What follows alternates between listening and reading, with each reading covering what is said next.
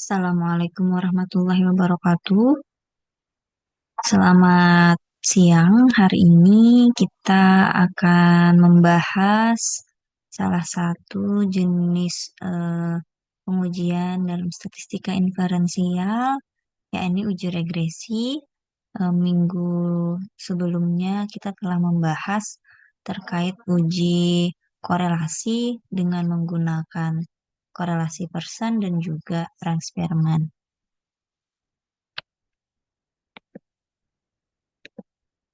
Baik, eh, langsung saja kita mulai dari definisi ya. Jadi, uji regresi adalah salah satu uji statistik yang biasanya digunakan untuk mengetahui pengaruh antara satu atau beberapa variabel terhadap satu variabel. Jadi, dalam uji regresi, eh, minimal sekali yang diuji ada dua variabel. Yang pertama adalah variabel bebas atau variabel yang mempengaruhi, yang bisa juga kita sebut dengan independent variable. Kemudian yang satu lagi adalah variabel yang dipengaruhi, yaitu variabel terikat atau disebut juga dependent variable. Nah, dalam uji regresi ini biasanya kita menggunakan uji regresi linier ya. Eh, Umumnya digunakan pada eh, data-data yang berskala interval dan juga rasio atau jenis data yang kita punya untuk variabel-variabel tersebut adalah data numerik. Nah, kita masuk ke dalam jenis-jenis dari uji regresi. Jadi, uji regresi dibagi menjadi dua jenis ya. Yang pertama adalah uji regresi sederhana dan yang kedua adalah uji regresi berganda. Kita akan membahas satu persatu, dimulai dari yang pertama, uji regresi linier sederhana.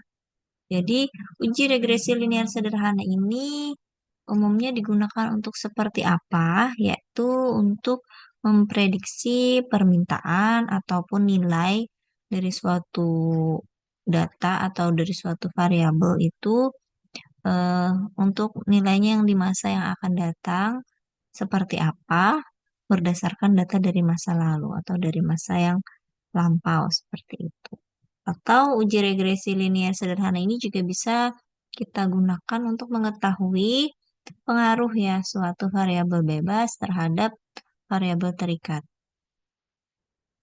Nah, kemudian eh, syarat yang utama dari uji regresi linier sederhana ini adalah hanya untuk satu variabel bebas dan juga satu variabel terikat. Jadi eh, tidak boleh dari variabel itu atau dari antara variabel bebas ataupun variabel terikat itu lebih dari satu. Nah, jadi ketika kita punya nanti variabel bebasnya satu, kemudian variabel terikatnya satu, berarti kita bisa menggunakan uji regresi linier sederhana ini. Namun, jika masing-masing variabel tersebut lebih dari satu, maka kita tidak bisa menggunakan uji regresi linier sederhana. Tujuannya apa sih uji regresi linier sederhana ini? Ya, ini tadi sudah dijelaskan sebelumnya, yaitu untuk memprediksi ya, atau meramalkan nilai dari suatu variabel terikat yang dipengaruhi oleh variabel bebasnya. Nah, jadi ketika kita nanti punya eh, suatu data gitu ya, data yang sudah kita kumpulkan dari data sampel saat ini gitu ya. Ketika kita sudah punya eh, persamaannya nanti, nah dari persamaan itu kita bisa memprediksi berapa sih nilai atau berapa sih besaran variabel tersebut di masa yang akan datang. Misalnya 10 tahun yang akan datang itu nanti seberapa nilainya itu bisa kita prediksi dengan pengujian regresi linear sederhana ini. Nah, untuk persamaan regresi linear sederhana seperti yang sudah kita sering eh, ketahui gitu ya, sering melihat karena tadi hanya ada satu untuk setiap variabel, maka persamaannya akan menjadi Y sama dengan A plus B dikali X. di mana yaitu adalah variabel terikat. Mungkin masih ingat materi kita minggu sebelumnya, di mana variabel terikat itu diberi simbol dengan Y, kemudian X di sini adalah variabel bebas, kemudian di sini ada A itu adalah nantinya konstanta, dan B ini adalah koefisien regresi.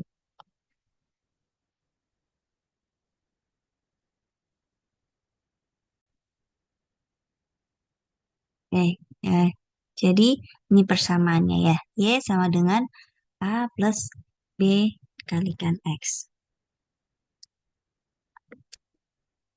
Nah, sedangkan untuk yang kedua, yaitu uji regresi linear berganda, pada dasarnya itu sama ya dengan uji regresi linear sederhana, bisa digunakan untuk memprediksi eh, suatu variabel dan juga mungkin melihat pengaruh dari variabel terhadap variabel yang lainnya gitu ya. Namun pada uji regresi linear berganda ini variabel bebasnya bisa lebih dari satu ya di sini. Nah, jadi nanti kalau variabel bebas yang dimiliki lebih dari satu, maka kita bisa menggunakan uji regresi linear berganda, tapi tidak bisa menggunakan uji regresi linear sederhana. Nah, untuk persamaannya sama dengan uji regresi linear sederhana, hanya saja nanti variabel bebasnya ada lebih dari satu. Jadi persamaannya kan seperti ini. Y sama dengan A plus B1 dikali X1 untuk variabel yang pertama, variabel bebas yang pertama, tambah B2 dikali X2 untuk variabel bebas yang kedua, dan seterusnya sampai ke variabel bebas yang ke N seperti itu. Nah, sekarang kita masuk ke langkah uji regresi linear sederhana. Jadi mungkin kalian sudah eh, sering gitu ya melakukan uji regresi secara manual, mungkin menghitung eh, regresi gitu ya pada praktikum. Nah, kali ini kita akan belajar bagaimana sih uji regresi linear sederhana menggunakan SPSS. Nah, langkah yang pertama adalah tentunya kita harus input data ya. Jadi kita masukkan variabel bebas dan juga variabel terikat yang kita punya ke SPSS. Kemudian kalau sudah diinput datanya kita pilih eh, menu analyze, terus regression dan melanjutkan dengan linear. Kemudian masukkan variabel X ke kotak independen karena tadi variabel X itu adalah variabel bebas dan juga variabel Y itu ke kotak dependen. Nah, setelah itu nanti diokekan seperti itu. Nanti akan ada tiga tabel hasil dari pengujian regresi linear sederhana. Yang pertama ada tabel koefisien, kemudian tabel model summary, dan yang ketiga adalah tabel ANOVA. Apa fungsi dari masing-masing tabel itu? Untuk tabel koefisien, gunanya untuk melihat nilai konstanta nantinya dan juga koefisien regresi. Jadi nilai A dan B-nya kita dapat dari tabel koefisien nanti untuk membuat persamaan. Kemudian yang kedua, tabel tabel model summary gunanya untuk melihat nilai R square atau R kuadrat. Dan yang ketiga, tabel ANOVA untuk melihat apakah ada hubungan yang signifikan atau tidak antara variabel bebas dengan variabel terikatnya. Oke, ini misalnya saya punya contoh di sini ya. Terdapat sebuah penelitian yang ingin melihat pengaruh dari tes kerja terhadap kinerja pegawai. Untuk memperoleh data disebarkan kuesioner kepada 12 responden, didapatkan hasil sebagai berikut. Nah, sekarang kita mulai pengujiannya dengan cara membuka SPSS ya.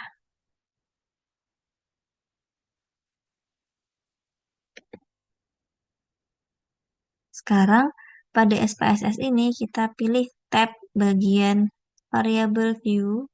Nah, nah, pada variable view ini seperti biasa kita masukkan dulu variabel yang kita miliki. Tadi ada X, kemudian Y. Nah, untuk nilai desimalnya bisa dihilangkan. Kemudian pada kolom label, untuk variabel X kita tuliskan stres kerja. Underscore X, supaya kita ingat bahwa stres kerja ini adalah variabel X atau variabel bebas. Kemudian pada variabel Y, kita tuliskan labelnya kinerja. Kinerja pegawai underscore Y. Oke, terus kita pilih bagian measure ini menjadi scale karena ini datanya numerik. Oke, kalau sudah seperti ini, kita pilih menu eh, tab data view. Ya, ada variabel X, ada variabel Y. Tinggal kita masukkan sesuai dengan data yang ada di slide tadi.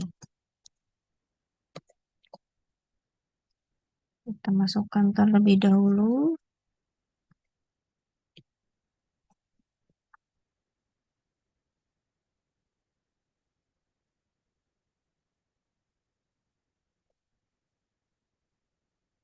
Oke, kemudian untuk variabel Y-nya juga kita input satu persatu.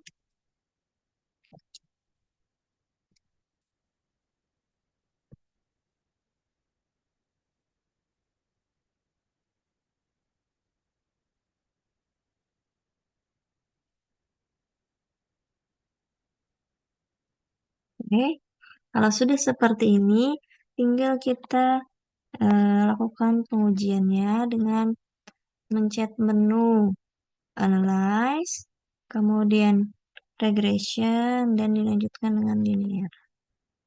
Sekarang kita masukkan variabel X-nya ke Independent,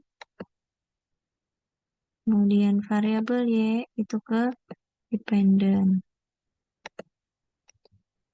Ya. Kalau sudah langsung kita oke. Nah, ini tadi ya, ada 3 tabel, model summary, ANOVA, dan juga koefisien.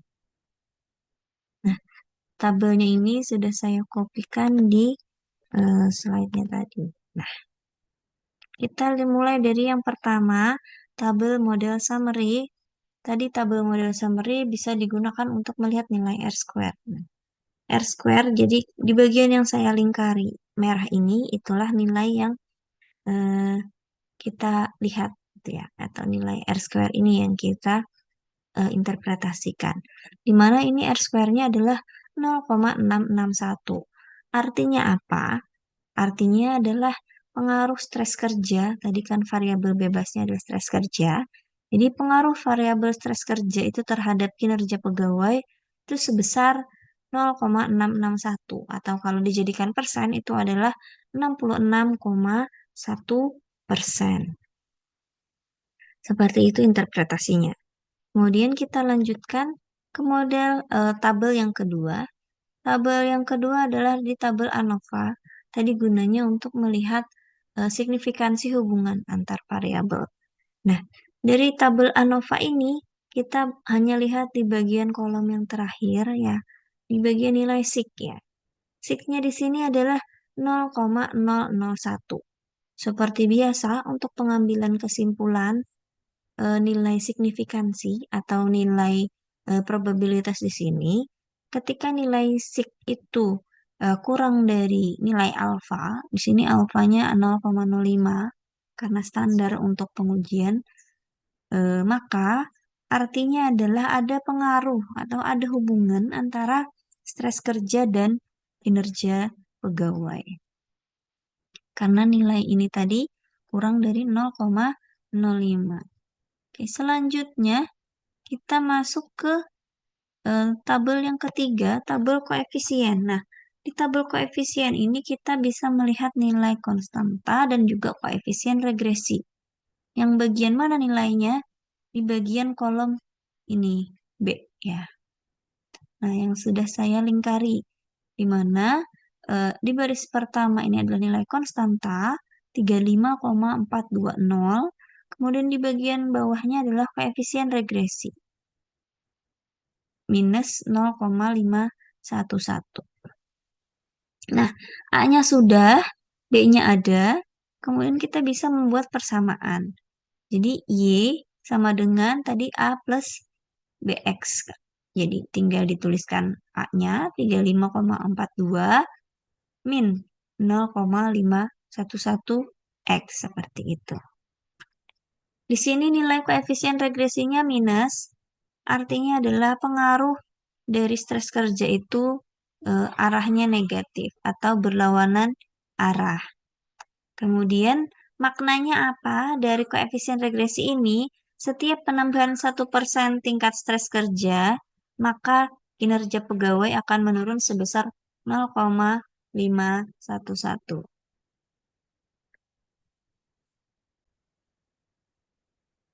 Oke, kemudian di kolom yang paling kanan di paling bawah itu ada nilai SIK ya. Ini juga bisa kita eh, ambil kesimpulan selain dari tabel ANOVA tadi, di mana di sini nilai SIK-nya adalah 0,001 kurang dari nilai alfa 0,005 yang artinya adalah ada pengaruh antara stres kerja dan kinerja pegawai.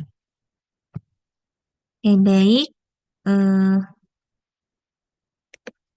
Kesimpulan dari uji regresi linier sederhana tadi, yang pertama adalah stres berpengaruh negatif ya, karena tadi nilai koefisien regresinya adalah negatif, maka stres itu berpengaruh negatif terhadap kinerja pegawai dengan total pengaruh sebesar 66,1%. Kemudian pengaruh negatif itu maknanya adalah semakin menurunnya stres kerja dari seseorang pegawai, maka akan berpengaruh terhadap peningkatan kinerja pegawai tersebut. Atau sebaliknya, semakin meningkat stres kerja seorang pegawai, maka berpengaruh terhadap penurunan kinerja pegawai tersebut. Oke, kemudian selain menggunakan cara yang pertama, jadi untuk uji regresi ini ada cara lain, bisa menggunakan diagram scatter. Caranya seperti apa? Buat scatter plot untuk variabel bebas dan variabel terikat melalui menu grab ya di SPSS. Kemudian pilih scatter plot, pilih simple scatter, terus define. Nanti silakan dimasukkan variabel terikat pada y-aksis, kemudian variabel bebas pada x-aksis. Kemudian untuk melihat apakah ada hubungan atau tidak antara variabel bebas dan juga variabel terikat bisa menggunakan nilai percent correlation coefficient seperti yang sudah kita bahas minggu sebelumnya dengan cara pilih menu analyze, correlate, terus bivariate, masukkan variabel bebas dan terikatnya ke box variabel lalu diklik percent dan oke. Kemudian interpretasikan hasilnya berdasarkan nilai percent correlation coefficient. Nah, kemudian di scatter plot yang sudah terbentuk, kita lakukan double klik untuk melakukan editing, kemudian pilih elemen dan pilih fit line at total. Nanti akan terbentuk garis linier dan nanti akan muncul eh, persamaan regresi liniernya. Nah, kemudian untuk analisis regresi linear sederhananya bisa menggunakan menu Analyze, pilih General Linear Model, terus pilih Univariate. Selanjutnya masukkan variabel terikat ke kolom dependent dan variabel bebas ke kolom covariate kalau datanya continue atau ke kolom fixed factor kalau datanya bersifat kategorikal. Kemudian pilih option, dan lanjutnya parameter estimate, dan juga continue, dan oke. Sekarang kita coba untuk data yang tadi, ya, pilih graph, terus scatter, simple, scatter, dan define. Kemudian masukkan stressnya di X, Y-nya itu di gerjep gede, kemudian oke. Nah, ini diagram scatternya. Kita double klik. Nah, akan muncul chart editor. Kita pilih menu elemen. Sini elemen. Kemudian fit line at total. Nah, pilih bagian linear. Terus, nah, ini ya. Ini sudah muncul persamaannya. Kemudian ini juga R square-nya sudah muncul. Kita close. Selanjutnya kita lakukan pengujian persen waktu kemarin. Ini di variat kita masukkan kedua variabel, klik persen, oke.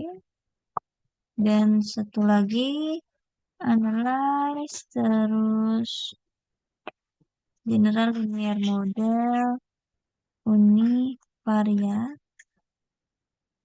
dependennya kinerja pegawai, kemudian stres kerjanya karena kita punya datanya kontinu, kita masukkan ke variat, kemudian pilih bagian option, kita klik parameter estimate, continue, oke. Jadi ada ini hasilnya text of between subject effect dan parameter estimate. Ini sudah saya kopikan ke sini. Nah, ini yang pertama, tadi hasil scatter plotnya. Persamaannya sama ya dengan metode yang pertama tadi. 35,42 minus 0,51 X ya. Dengan R square-nya adalah 0,661. Kemudian untuk person correlation-nya seperti sebelumnya yang sudah saya jelaskan, kita bisa melihat dari nilai siklutel untuk melihat ada hubungan atau tidak. Kemudian untuk melihat arah hubungan bisa menggunakan angka atau koefisien korelasi di sini dan juga tingkat keeratannya. Di sini eh, dari nilai siknya ada hubungan antara stres kerja dengan kinerja. Kemudian hubungannya arahnya negatif ya atau berlawanan arah karena nilainya minus dan tingkat keeratan hubungannya itu sangat kuat. Oke, kemudian untuk hasil yang ketiga dari tabel yang test of between subject effect ini kita bisa melihat nilai R square 0,661 sama ya. Kemudian untuk parameter estimate ini bisa kita lihat nilai untuk konstanta dan juga koefisien regresinya sama. Oke, sekarang ini saya punya latihan ya. Nanti kalian silahkan kerjakan masing-masing menggunakan SPSS yang ada di laptopnya masing-masing. Di sini ada penelitian untuk mengetahui pengaruh antara durasi olahraga dengan kadar gula darah pada pasien diabetes. Datanya adalah ada durasi olahraga dalam jam, dari jam kedua, 3, 4, 5, dan 6, dan kadar gula darah dalam satuan miligram per desiliter. Silahkan nanti lakukan pengujian regresi linear sederhana. Dicoba untuk metode yang pertama dan juga yang kedua menggunakan scatter plot tadi. Sekarang kita masuk ke uji regresi linear berganda. Bagaimana caranya? Yang pertama sama melakukan input data variabel X1, X2, dan seterusnya, dan juga variabel Y-nya. Kemudian eh, kita pilih menu Analyze, pilih Regression, dan juga Linear. masukkan variabel X1 dan X2 dan seterusnya itu ke kotak independen dan variabel Y itu ke kotak dependen.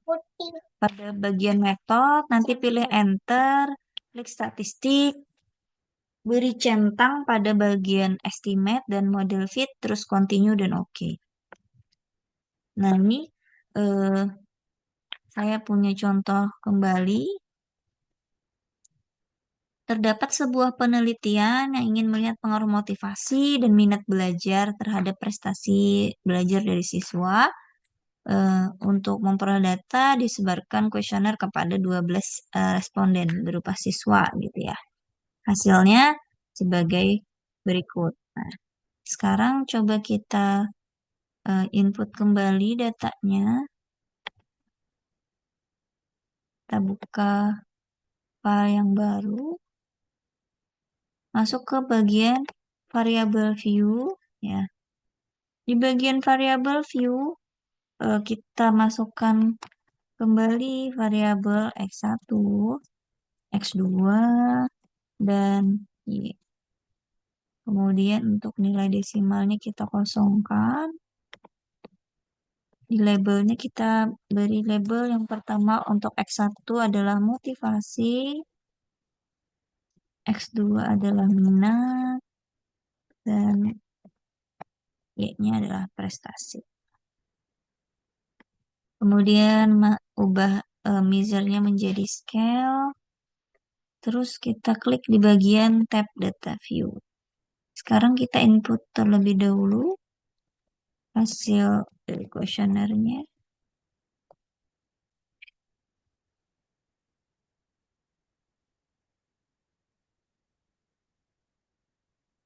Akan di input. Kemudian di variabel X2 juga sama kita inputkan.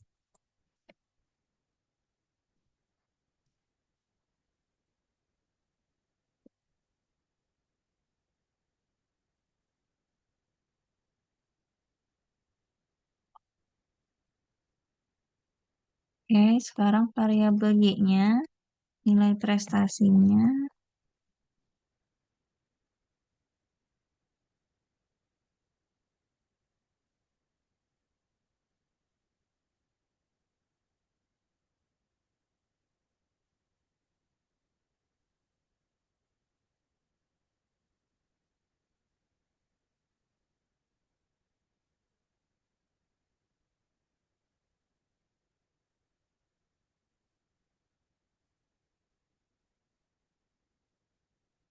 Oke, kalau sudah, lanjut ke tahap pengujian, analyze, terus correlate, regression, maksud saya, terus linear.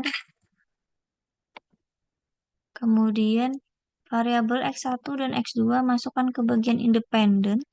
Variabel Y-nya masuk ke dependen. Kemudian di bagian metode ini sudah enter. Terus klik statistik. Centang di bagian estimate-nya. Ini sudah. Model fit dan juga continue. Terus oke. Nah, ini hasilnya. Sama ada 3 ya.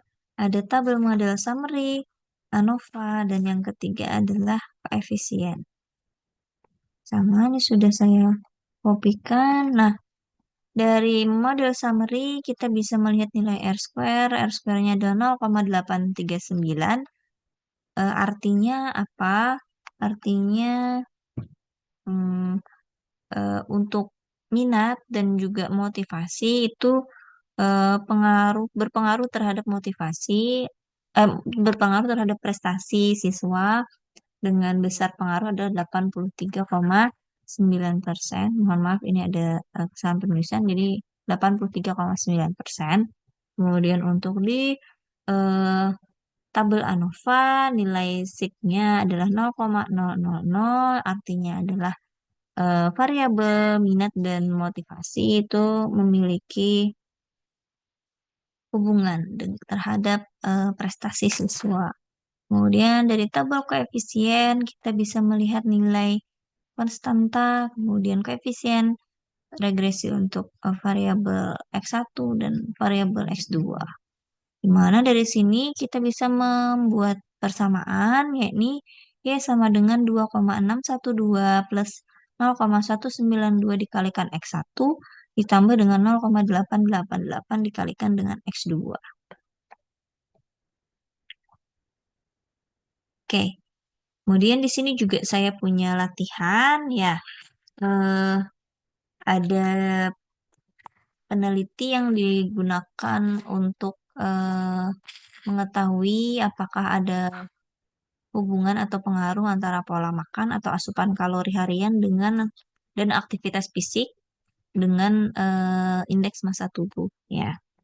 Jadi silahkan dikerjakan sesuai dengan step by step yang eh, ini tadi, contoh ini tadi. Jadi untuk latihan di rumah. Oke, untuk hasil ini tadi bisa saya jelaskan sedikit di bagian yang tabel koefisien. Dari tabel koefisien ini kita bisa melihat masing-masing variabel itu yang mana yang memiliki pengaruh ya terhadap variabel terikatnya atau prestasinya. Dari sini, motivasi ini nilai SIG-nya 0,395. Berarti ini nilainya lebih dari 0,05. Artinya ini tidak berpengaruh terhadap prestasi. Kemudian untuk minat, nilai SIG-nya adalah 0,006. Itu kurang dari 0,05. Berarti ini memiliki pengaruh. Jadi kalau kita melihat dari tabel ANOVA, itu SIG-nya 0,000 atau ada hubungan gitu ya. Tapi kita tidak tahu apakah kedua variabel bebas memiliki hubungan terhadap variabel terikatnya atau tidak, ataukah hanya salah satu. Karena di tabel ANOVA ini secara keseluruhan seperti itu. Tapi jika di breakdown antara variabel bebas yang pertama dan variabel bebas yang kedua, yang mana sih yang memiliki pengaruh atau yang mana sih yang memiliki hubungan signifikan dengan variabel terikatnya? Ternyata variabel bebas yang kedua atau minat yang memiliki pengaruh terhadap prestasi. Sedangkan motivasi ini tidak, karena nilai SIG-nya lebih besar dari 0,05. Jadi seperti itu ya. Kalau kita mengambil kesimpulan hanya dari ANOVA, mungkin kurang tepat. Kalau nanti diminta melihat yang mana yang paling berpengaruh atau yang antara beberapa variabel bebas yang ada. Sehingga kalau untuk mengambil kesimpulan pada uji regresi linear berganda, akan lebih tepat kita menggunakan tabel yang koefisien ini untuk melihat nilai sigma. Jadi kita bisa melihat pengaruh masing-masing variabel bebas terhadap variabel terikatnya. Oke, nanti latihannya silahkan dikerjakan.